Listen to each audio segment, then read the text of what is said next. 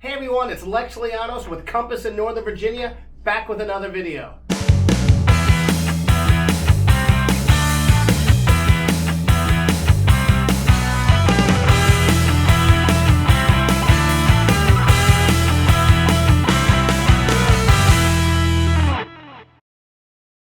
Deciding between buying and renting a property is a huge decision, and they both have their pros and cons. It's not just a financial question, it's also a question of your lifestyle and the flexibility.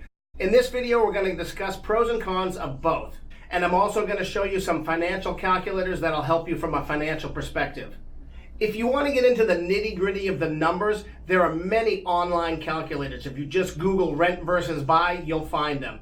But the one that I like best is the one that the New York Times has. I'm going to run you through a quick screencast of an example scenario so you can get an idea of how it works.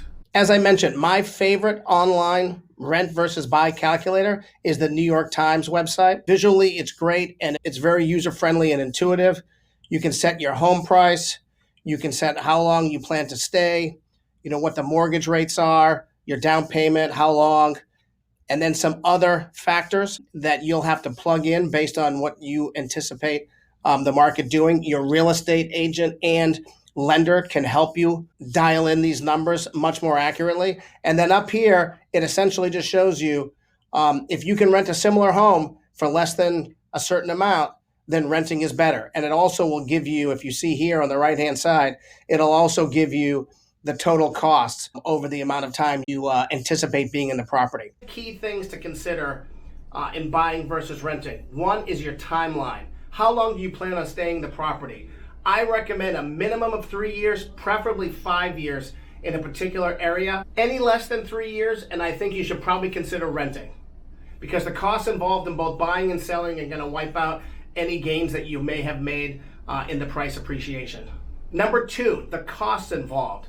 When you're buying a property, you're going to have transfer taxes and upfront costs, probably in the 4 to 5% range of the purchase price. And then when selling that same property, you're also going to have probably 5 or 6% in transfer fees, commissions, transfer taxes, etc. So those are the main costs involved when you're buying a property that you will not have when you're renting a property. So you want to make sure you consider those, as well as considering where you are financially. Do you have enough for a strong down payment? The more you can put down, the better, as far as getting a better rate, and also so you don't have to pay mortgage insurance. If you put down less than a certain percentage, the bank is going to want you to pay mortgage insurance, which is just going to increase your monthly payment. You also are going to want to make sure you have some type of a cushion.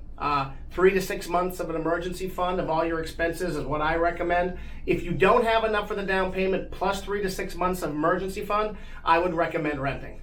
Number three is mobility. As I mentioned earlier, I recommend 3 to 5 years in a property to make it worth buying.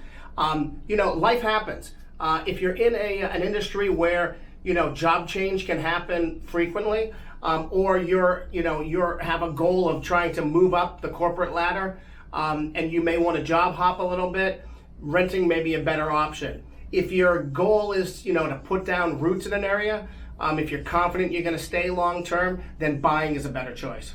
Number four, the risks involved. There are risks involved in both buying and renting. In buying, sometimes the market turns down.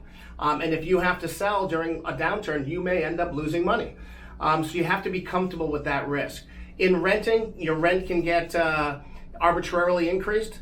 You could be asked to move out because the owner wants to move back in, or something to that effect, or they could convert your apartment building to condominiums, and you could be forced to move and incur unnecessary expenses that you didn't expect. So make sure you kind of weigh the pros and cons and your comfort level with the risk of both. Ultimately, the best decision is what's going to make you most comfortable. You can probably ignore people that say renting is you're throwing away your money if you're renting. If you've got a short time horizon and you like the flexibility and you want to be able to move around and try different neighborhoods, etc., renting is a great option. If you want to put down roots and have more financial stability, equity buildup, appreciation of the price, your best option is to buy. The decision isn't just financial, it's also emotional. So if you have questions, and you probably do, and you need some help, I would consider talking with the top producing realtor who also will have a lender that they can connect you with. And you can all talk about your goals and the financial implications of both and what it's going to take for you to either buy versus rent. I hope this video helped you get a better understanding of the pros and cons of buying versus renting. If you have any questions, don't hesitate to reach out. If you like the video, give it a thumbs up and subscribe below. We look forward to catching you next time.